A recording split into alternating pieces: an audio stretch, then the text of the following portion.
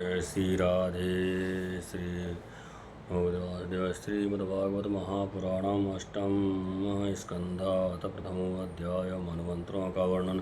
राजा परीक्षित ने पूछा, गुरुदेव स्वयंभुव मनु का वंश विस्तार मैंने सुन लिया। इसी वंश में उनकी कन्या के द्वारा मरीच आदि प्रजापतियों ने अपनी वंश परंपरा चलाई थी। अब आप हमसे दूसरे मनु का वर्णन कीजिए। ब्रह्मन ज्ञानी महात्मा जिस जिस मनवंतर में महामहिम भगवान के जिन जिन अवतारों और लीलाओं का वर्णन करते हैं उन्हें आप अवश्य सुनाइए। हम वाणी श्रद्धा से उनका श्रवण करना चाहते हैं।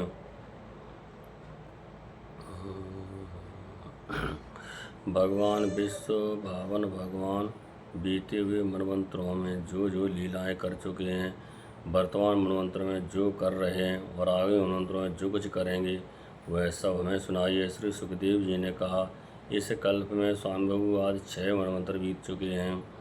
उनमें से पहले मनवंतर का मैंने वर्णन कर दिया। उसी में देवता आदि की उत्पत्ति हुई थी। स्वामिभु मन की पुत्री आकुति से यज्ञ पुरुष के रूप में धर्म का उपदेश करने के लिए तथा देवहूति से कपिल के रूप में ज्ञान का उपदेश करने के लिए भगवान ने उनके पुत्र रूप से अवतार ग्रहण किया।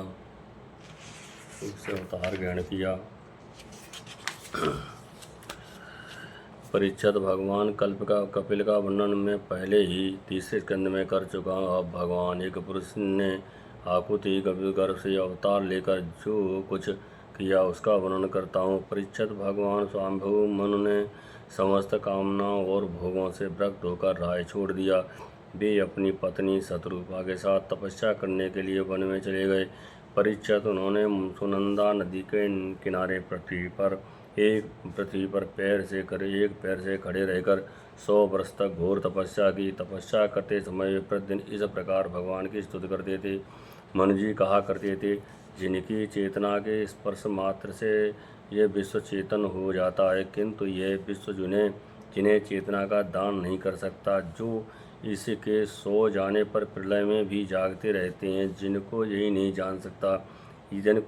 जान सकता, परंतु जो इसे जानते हैं वही परमात्मा। ये संपूर्ण विश्व और इस विश्व में रहने वाले समस्त चराचर प्राणी सब उन परमात्मा से ही ओतप्रोत हैं। इसलिए संसार के किसी भी पदार्थ में मोह न करके उसका त्याग करते हुए ही जीवन निर्वाह मात्र के लिए उपभोग करना चाहिए। तृष्णा का सर्वथा त्याग कर देना चाहिए। भला ये संसार की संपत्तियाँ किसकी हैं?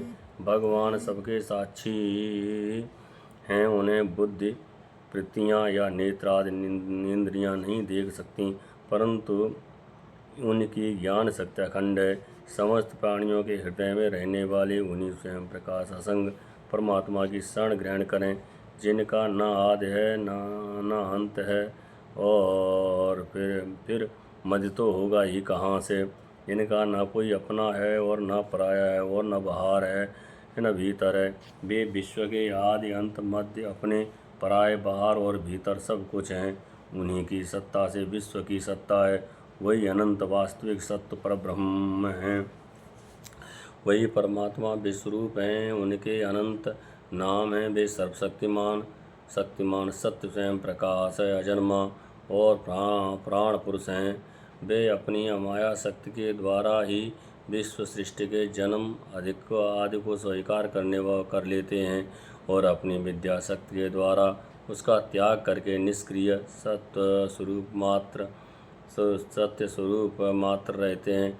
इसी से ऋषि मुनि निष्कर्म स्थित अर्थात ब्रह्म से एकत्व प्राप्त करने के लिए पहले कर्मयोग का अनुष्ठान करते हैं। प्राय कर्म करने वाले पुरुष ही अंत में निष्क्रिय होकर कर्म से छुट्टी पा लेता है। ये तो सर्वशक्तिमान भगवान भी कर्म करते हैं, परंतु वे आत्मलाभ से पूर्ण काम होने के कारण उन कर्मों में आसक्त नहीं होते। अतः उन्हीं का अनुसरण करके अनासक्त रहकर कर्म करने वाले भी कर्म बंध से मुक्त ही रहते हैं। भगवान ज्ञान स्वरूप हैं, इसलिए उनमें अहंकार का लेश भी नहीं है। वे सर्वतः परिपूर्ण है, इसलिए उन्हें किसी वस्तु की कामना नहीं है। वे बिना किसी की प्रेरणा के स्वच्छंद रूप से ही कर्म करते हैं। वे अपनी ही बनाई हुई माया मर्यादा में स्थित रहकर अपने कर्मों के द्वारा मनुष्य को शिक्षा देते हैं। वे ही समस्त धर्मों के प्रवर्तक और उनके जीवन दाता हैं। वे ही मैं उन्हीं प्रभु की शरण में हूँ। श्री सुखदेव जी कहते हैं, परीक्षित एक बार स्वयंभू मन एकाग्रचित्त से इस मंत्र में उपनिषद स्वरूप स्थित का पाठ कर रहे थे। उन्हें नींद में अचेत होकर बड़बड़ाते जान भूखे असुर और राक्षस खा डालने के लिए उन पर टूट पड़े। यह देखकर अंत्यामी भगवान यज्ञ पुरुष अपने पुत्र याम नामक देवताओं के साथ वहां आए। उन्होंने उन्हें उन खा डालने के निश्चय से आए हुए असुरों का संहार कर डाला और फिर वे इंद्र के पद पर प्रतिष्ठित होकर स्वर्ग का शासन करने लगे।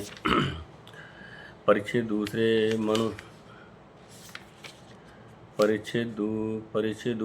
वे स्वरोचिष वे यज्ञ के सब पुत्र थे। उनके पुत्रों के नाम थे धूमान, सुषेण और रोचिष्मान आदि। उस मनवंतर में इंद्र का नाम था रोचन। प्रधान देवगण थे तुषित आदि। ऊर्जा स्तव आदि वेदवादिगण सप्तऋषि थे।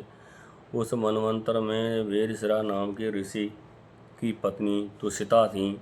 उनके गर्भ से भगवान ने अवतार ग्रहण किया और बिहू नाम से प्रसिद्ध हुए। वे आजीवन नैष्ठिक ब्रह्मचारी रहे।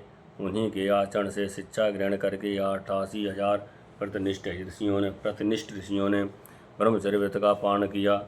तीसरे मनु थे उत्तम। वे प्रियव्रत के पुत्र थे। उनके पुत्रों के नाम थे पवन, संजय और यज्ञोत्र आदि। उस मनवंतर में वशिष्ठ जी के प्रमद आदि 7 पुत्र सप्तऋषि थे। सत्यवेद श्रुत और भद्र नामक देवताओं के प्रधान गण थे और इंद्र का नाम था सत्यजित। उस समय धर्म की पत्नी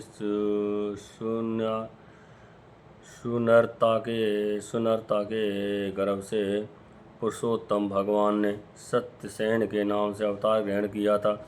उनके साथ सत्यव्रत नाम के देवगण भी थे। उस समय इंद्र सत्यजित के सखा बनकर भगवान ने असतपरायण, दुशील और दुष्ट यक्षों, राक्षसों एवं जीवद्रोही भूतगणों का संहार किया। चौथे मनु का नाम था तामस। वे तीसरे मनु उत्तम के सगे भाई थे। उनके पृथु, ख्यात, नर, केतु इत्यादि 10 पुत्र थे। सात्यकी, हर और वीर नाम के देवताओं के हर और वीर नामक देवताओं के प्रधान गण थे।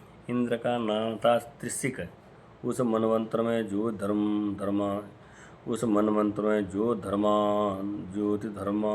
ज्योतिर्धाम आज सप्तऋषि थे। परीक्षित, उस तामस नाम के मनवंतर में वेदत्र के पुत्र वेदृत नाम के और वे भी देवता हुए। उन्होंने समय फेर से नष्ट प्राय वेदों को अपनी शक्ति से बचाया था, इसलिए वे वेदृत कहलाए।